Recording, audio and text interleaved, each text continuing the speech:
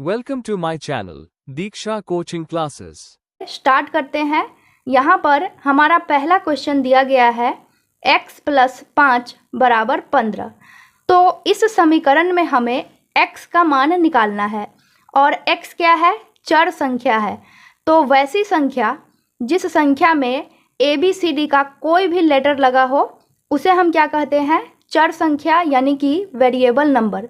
और जिस संख्या में ABCD का कोई भी लेटर नहीं लगा होता है यानी कि जो गिनती वाली संख्या होती है उसे हम क्या कहते हैं? नॉन वेरिएबल नंबर यानी कि अचर संख्या। तो फ्रेंड्स, जब हम समीकरण को हल करते हैं तो वहाँ पर हमें चर का मान निकालना होता है। तो यहाँ पर चर के रूप में क्या दिया गया है? x। तो चलिए यहाँ पर x का मान निकालते हैं। तो x का मान निकालने के लिए x वाली संख्या को हम बराबर के एक साइड में रखेंगे और बिना x वाली संख्या यानी कि जिस संख्या में कोई भी x, y या फिर z नहीं लगा है, जो गिनती वाली संख्या है, उसे हम बराबर के एक साइड में रखेंगे। तो यहाँ पर x पहले से ही है और ये बराबर के एक साइड में ही है। तो यहाँ पर क्या हो जाएगा? x। अब इसके बाद यहाँ पर देखिए क्या है? +5। तो +5 को हम क्या करेंगे? बराबर के उस साइड भेजेंगे यानी कि 15 के पास भेजेंगे, क्योंकि 15 क्या है? गिनती वाली संख्या है। तो बराबर में 15 पहले से ही है, तो यहाँ पर क्या हो जाएगा? बराबर 15। अब +5 को हम बराबर के इस साइड लाएंगे तो इसका चिन्ह बदल जाएगा।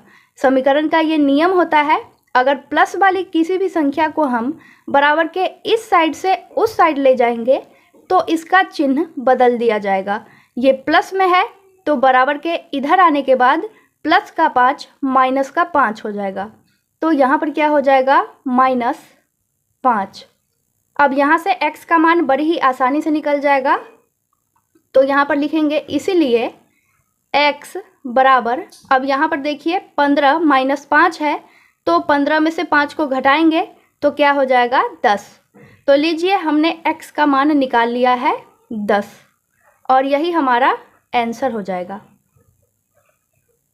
अब इसके बाद चलिए क्वेश्चन नंबर 2 को सॉल्व करते हैं।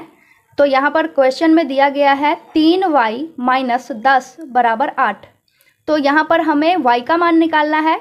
तो y वाली संख्या को बराबर के एक साइड में रखेंगे और गिनती वाली संख्या को बराबर के एक साइड में रखेंगे। तो चलिए इसे सॉल्व करते हैं। तो यहाँ पर 3y है तो ये बराबर के एक साइड में ही है, तो यहाँ पर क्या हो जाएगा? 3y। अब यहाँ पर देखिए क्या है? -10। तो ये गिनती वाली संख्या है, तो -10 को हम किसके पास भेजेंगे? 8 के पास। तो बराबर में 8 पहले से ही है, तो यहाँ पर क्या हो जाएगा? बराबर 8। और -10 को बराबर के इस साइड लाएंगे तो इसका चिन्ह बदल जाएगा। यहाँ पर माइनस में 10 है, तो जब हम इसे बराबर के इस साइड लाएंगे तो ये प्लस में हो जाएगा। अगर यहाँ पर प्लस का 10 होता तो इसे जब हम बराबर के इस साइड लाते तो ये प्लस से माइनस में हो जाता। तो यहाँ पर माइनस का 10 है, तो जब हम इसे बराबर के इस साइड लाएंगे तो ये प्लस में हो जाएगा, यानी कि इसका उल्टा कर देना है। तो यहाँ पर क्या लिखेंगे? +10। अब यहाँ पर क्या हो जाएगा? 3y बराबर, तो 8 में 10 को जोड़िए, क्या हो जाएगा? 18। तो यहाँ पर लिखेंगे 18। अब यहाँ से फ्रेंड्स y का मान आसानी से निकल जाएगा। तो y का मान निकालने के लिए यहाँ पर हमें y को अकेला रखना होगा और y के पहले यहाँ पर क्या लगा हुआ है? 3। तो 3 को हम क्या करेंगे? बराबर के उस साइड भेजेंगे। तो 3y का मतलब क्या हो जाएगा? 3 × y, क्योंकि बीच में कोई भी चिन्ह नहीं है तो गुना माना जाएगा। तो चलिए यहाँ से y का मान निकाल लेते हैं। तो यहाँ पर सीधा ही क्या लिखेंगे? y बराबर, यहाँ पर 18 है तो लिखेंगे 18। अब 3 को बराबर के इस साइड लाएंगे तो 3 गुना में है, तो गुना वाली संख्या को जब हम बराबर के इस साइड से इस साइड लाएंगे तो ये किस चीज़ में हो जाएगा? भाग में, यानी कि इसका भी चिन्ह बदल जाएगा। तो 18 के बट्टे में क्या हो जाएगा? 3। अब देखिए, अगर ये कटने वाला होगा तो इसे काट लेते हैं। तो 3 से 18 आसानी से कट जाएगा, 3 छके 18।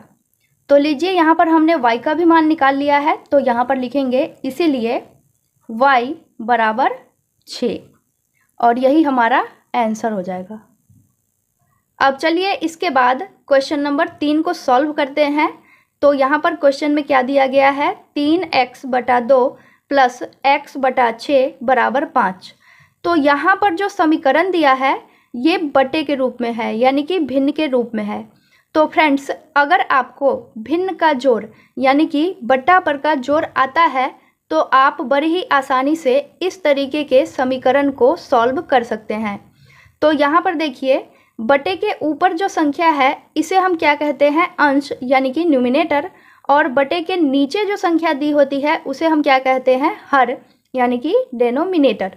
तो जब हम भिन्न का जोड़ बनाते हैं तो वहाँ पर हम क्या करते हैं, बटे के नीचे जो हमारा हर होता है उसका एलसीएम निकालते हैं। तो यहाँ पर देखिए 2 और 6 हमारा क्या है, डेनोमिनेटर है यानी कि हर है। तो सबसे पहले 2 और 6 का एलसीएम निकाल लेंगे। तो यहाँ पर क्या लिखेंगे, 2 6, इसमें 2 से भाग लगेगा तो चलिए 2 से भाग लगाते हैं। 2 से 2 में भाग लगाइए, कितनी बार में कटेगा, एक बार में, 2 इकाई 2। यहाँ पर 6 है तो 2 से ये 3 बार में कट जाएगा, 2 तिया क्या होता है 6। अब यहाँ पर देखिए एक बार 3 है तो सीधा ही ये 3 से कट जाएगा, तो 3 से भाग लगाएंगे, यहाँ पर 1 का 1 ही होगा। यहाँ पर 3 है तो 3 से ये कितनी बार में कट जाएगा, एक बार में, 3 इकाई क्या होता है 3। अब जिस संख्या से हमने भाग लगाया है उसका गुना करेंगे। तो 2 का गुना 3 में करना है तो यहाँ पर क्या हो जाएगा, 2 गुना 3। 2 का गुना 3 में कीजिए, क्या हो जाएगा, 2 तिया 6, तो यहाँ पर उतार लेंगे 6। तो यहाँ पर 2 और 6 का एलसीएम क्या आया है, 6। तो सबसे पहले जो एलसीएम हमारा आया है उसे यहाँ पर नोट करेंगे। अब यहाँ पर जो हमारा एलसीएम है 6, इस एलसीएम में हम क्या करेंगे, बारी बारी से हर से भाग लगाएंगे। तो सबसे पहले 2 से 6 में भाग लगाएंगे, इसके बाद 6 से 6 में भाग लगाएंगे। तो पहले नंबर पर 2 है तो 2 से 6 में भाग लगाइए, ये कितनी बार में कटेगा, 2 तिया 6, 3 बार में कट रहा है। और जितनी बार में कटा है उस संख्या से हम क्या करेंगे, अंश यानी कि ऊपर वाली संख्या यहाँ पर क्या है 3x, इसमें गुना करेंगे। तो 3x में किसका गुना हो जाएगा, 3 का। तो 3x का गुना 3 में कीजिए, क्या हो जाएगा, 3 तिया 9x, तो यहाँ पर लिखेंगे 9x। यहाँ पर प्लस है तो लिखेंगे प्लस। अब 6 से 6 में भाग लगाना है तो ये कितनी बार में कटेगा, 6 इकाई 6, एक बार में कट रहा है। उसी 1 से हम क्या करेंगे, बट्टे के ऊपर वाली संख्या x में गुना करेंगे। तो x का गुना किस में हो जाएगा, 1 में। x का गुना 1 में कीजिए, क्या हो जाएगा x, तो यहाँ पर लिखेंगे x। बराबर में 5 है तो यहाँ पर क्या हो जाएगा, बराबर 5।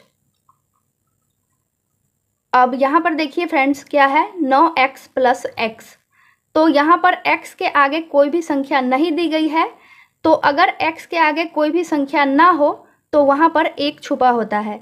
तो यहाँ पर क्या हो जाएगा, 1। अब 9x में 1x को जोड़ दीजिए, क्या हो जाएगा, 10x। तो यहाँ पर लिखेंगे 10x। अब इसके बाद यहाँ पर देखिए बटे में क्या है, 6। तो 6 क्या है, गिनती वाली संख्या है। तो 6 को हम क्या करेंगे, 5 के पास लाएंगे, यानी कि 6 बराबर के इस साइड में है तो 6 को बराबर के उस साइड भेजेंगे। तो ये बटे वाली संख्या है यानी कि भाग वाली संख्या है। तो जब 6 को बराबर के इस साइड से उस साइड ले जाएंगे तो इसका जो भाग का चिन्ह है वो गुना में बदल जाएगा। तो यहाँ पर बराबर में 5 पहले से ही है तो लिखेंगे बराबर 5। तो 5 के गुने में क्या हो जाएगा, 6। अब यहाँ पर क्या हो जाएगा, 10x बराबर 5 का गुना 6 में कीजिए, क्या हो जाएगा, 5 छक 30। तो यहाँ पर लिखेंगे 30। अब यहाँ से x का मान बड़ी ही आसानी से निकल जाएगा फ्रेंड्स। तो x को हम अकेला ही रखेंगे और 10 को बराबर के उस साइड भेजेंगे। 10x का मतलब क्या होगा, 10 गुना x, क्योंकि बीच में कोई भी चिन्ह नहीं है तो गुना माना जाता है। तो गुना वाली संख्या को जब बराबर के इधर भेजेंगे तो ये किस चीज़ में बदल जाएगा, भाग में। तो x को अकेला ही रखना है तो यहाँ पर क्या हो जाएगा, x बराबर में क्या है 30, तो लिखेंगे 30। अब 10 को बराबर के इधर लाना है तो 10 किस चीज़ में हो जाएगा, भाग में, यानी कि बटे में। तो 30 के बटे में क्या लिखेंगे, 10। देखिए 10 से 30 आसानी से कट जाएगा, 10 तिया 30। तो यहाँ पर हमने x का मान निकाल लिया है 3, तो इसीलिए x बराबर क्या हो जाएगा, 3, और यही हमारा आंसर हो जाएगा। अब इसके बाद चलिए यहाँ पर क्वेश्चन नंबर 4 को सॉल्व करते हैं। तो यहाँ पर क्या दिया गया है, 2 × y - 3 = 4। तो यहाँ पर जो समीकरण दिया हुआ है इसमें क्या है, ब्रैकेट है, यानी कि कोष्ठक है। तो जब ब्रैकेट वाला इक्वेशन दिया होता है तो सबसे पहले हम ब्रैकेट का काम करते हैं, यानी कि कोष्ठक का काम करते हैं। तो यहाँ पर देखिए कोष्ठ के बाहर क्या दिया गया है, 2, और कोष्ठ का मतलब क्या होता है, गुना। तो यहाँ पर कोष्ठ के बाहर जो संख्या दी गई है 2, इसका गुना कोष्ठ के अंदर जितनी भी संख्या दी गई है उन सभी में किया जाएगा। तो कोष्ठ के अंदर यहाँ पर क्या है, y - 3, तो 2 का गुना y में भी होगा और -3 में भी होगा। तो चलिए इसका गुना कर लेते हैं सबसे पहले। तो 2 का गुना y में कीजिए, क्या हो जाएगा, 2y। तो यहाँ पर लिखेंगे 2y। यहाँ पर माइनस है तो माइनस का चिन्ह लगाएंगे, और इसके बाद 2 का गुना 3 में भी करना है। तो 2 का गुना 3 में कीजिए, क्या हो जाएगा, 2 तिया 6।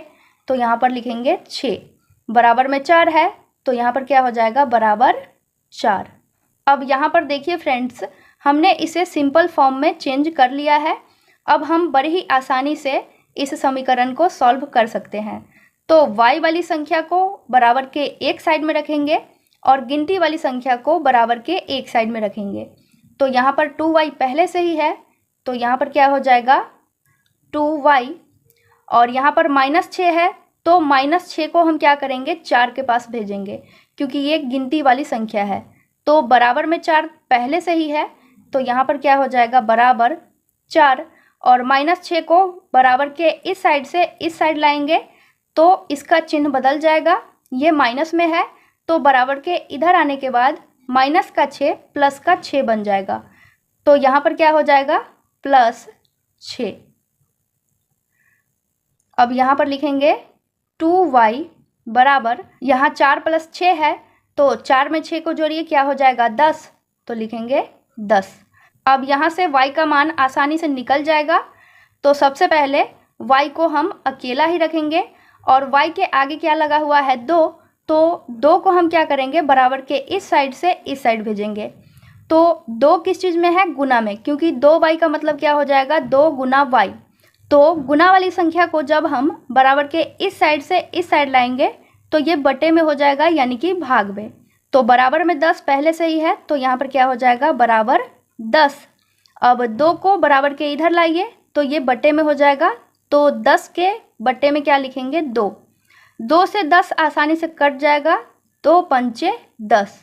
तो यहाँ पर देखिए फ्रेंड्स, हमने y का भी मान निकाल लिया है 5, और यही हमारा आंसर हो जाएगा। Thank for watching. Like, comment, share and subscribe.